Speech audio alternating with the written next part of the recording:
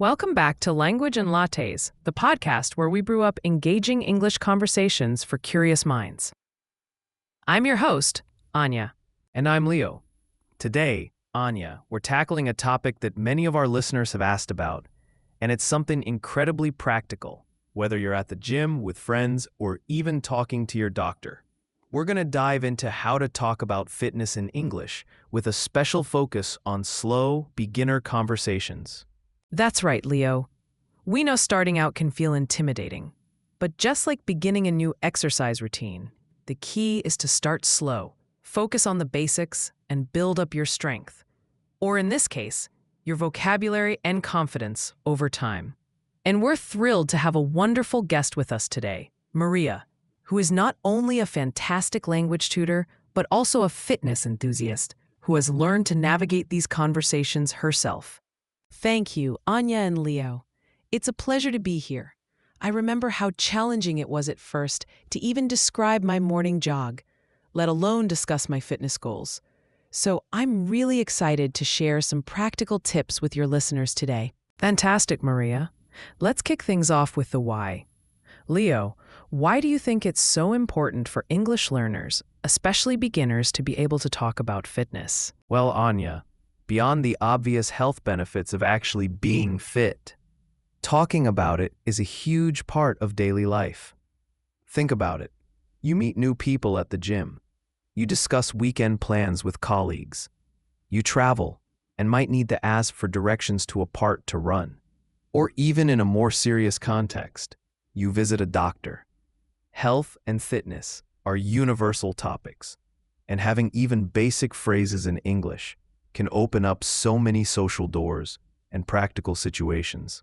Absolutely. It's about connecting with people and participating in the world around you. So, Maria, for someone just starting, what are some of those absolute must-know basic words we should begin with? Great question. I always tell my students to start with the nouns and verbs directly related to common activities. So, for nouns, think gym. That's a big one. Workout, exercise, health, and fitness. We also use diet to talk about what we eat, not just restrictive eating. Then for activities, running, swimming, yoga, weights. For verbs, the key ones are to exercise, to work out, to run, to swim, to lift, for weights of course, and to walk. And don't forget to feel, like I feel good or I feel tired. Those are excellent starting points. And for adjectives, to describe how we feel or what we are, I'd add fit, healthy, active, strong, and on the other side, tired or sore. For example, I feel sore after my workout. Exactly, Leo. Those adjectives are crucial for expressing how your body responds to activity. Once you have these words, the next step is to put them into very simple sentences. Anya, what are some of the most basic sentence structures a beginner can use? Well, keeping it super simple, you can start with I like to. For example, I like to run or I like to swim. Another common one is I go to the gym. And then you add how often, like I go to the gym 3 times a week. For expressing feelings, I feel is your friend. I feel tired, I feel energetic, I feel healthy. And for asking simple questions, do you is perfect. Do you exercise? Do you go to the gym? Those are fantastic, Anya. I remember when I first started, I like to walk was my go-to phrase. It was simple, accurate, and gave me confidence. And then, when people asked me questions, I could answer with yes, I do, or no, I don't, and then use one of those simple sentences. That's a brilliant way to build confidence, Maria, starting with what you can say. Now, let's move into more of the conversational aspect. Leo, if I want to ask someone about their fitness routine, what's a simple, polite way to start? You could start very generally with, are you into fitness? Or do you work out? These are common and friendly. If you want to be a bit more specific, what do you do to stay active? Or how often do you exercise are great. Keep the questions direct and not too complex at first. And Maria, when someone asks you these questions, how can a beginner respond without getting overwhelmed? The key is to keep your answers as simple as your questions. For do you work out? You can say, yes, I do, or no, not really. If you do, you can add, I go to the gym, or I like running. If they ask, how often? You can say, 3 times a week, or every day. Don't feel pressured to give a long, detailed explanation. Just state the facts simply.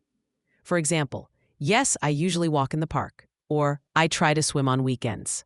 I love that. It takes the pressure off. And what about describing feelings or setting simple goals, Anya? For feelings, it's I feel, followed by an adjective. I feel great after my morning run, or my legs are a bit sore today. For goals, again, keep it simple. I want to get fitter. My goal is to walk more. Or I want to build some muscle. You don't need elaborate sentences, just clear intentions.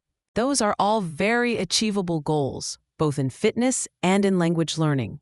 Maria, as someone who has navigated this, what are your top 3 tips for slow beginners to actually start putting these phrases into practice?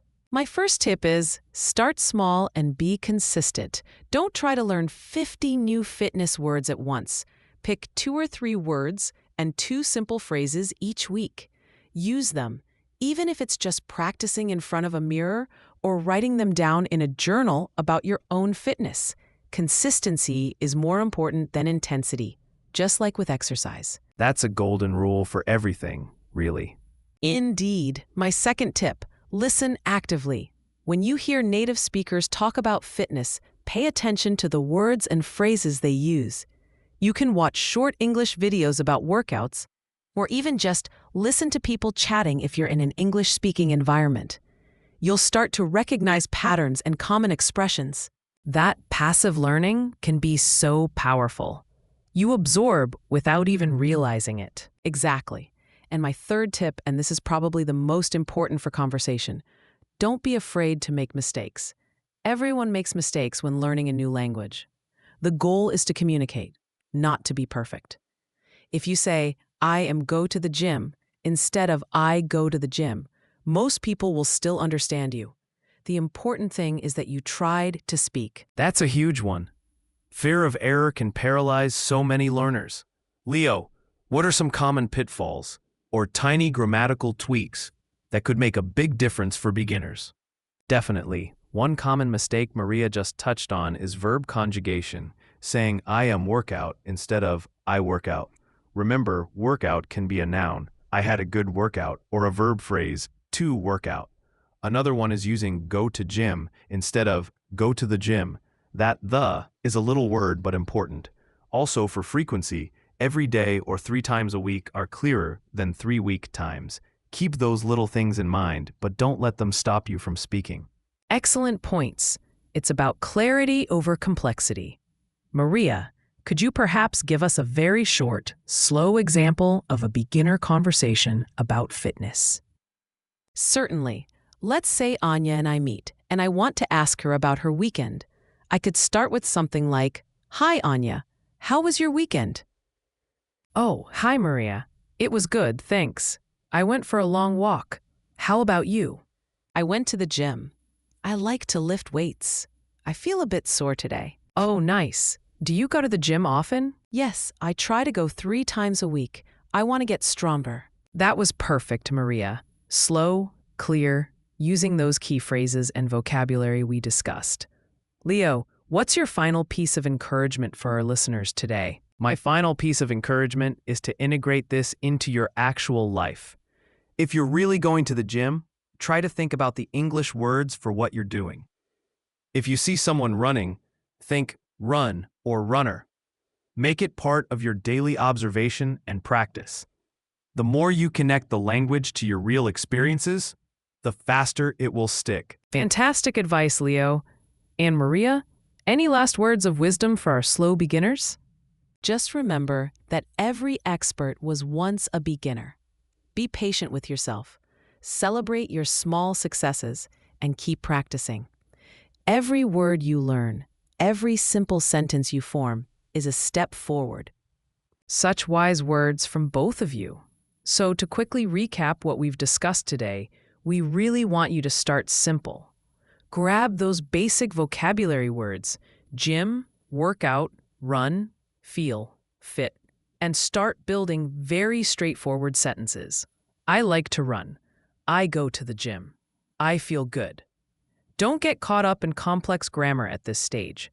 Just aim for clear communication. Absolutely. And remember Maria's tips. Be consistent. Listen actively to how native speakers talk about fitness. And please, don't be afraid to make mistakes. The goal here isn't perfection. It's participation. It's about opening those doors to more conversations and understanding. Exactly. Just like with fitness, consistency and showing up are half the battle. So whether you're heading to the gym, taking a walk, or just thinking about your health, try to use some of these new English phrases today. That's how real learning happens. Thank you so much, Maria, for joining us and sharing your invaluable insights. It was my pleasure. Keep those conversations going. And thank you, our wonderful listeners, for tuning in to Language and Lattes. We hope this episode helps you feel more confident discussing fitness in English. Join us next time for more engaging English conversations. Until then, keep learning, keep practicing, and stay active.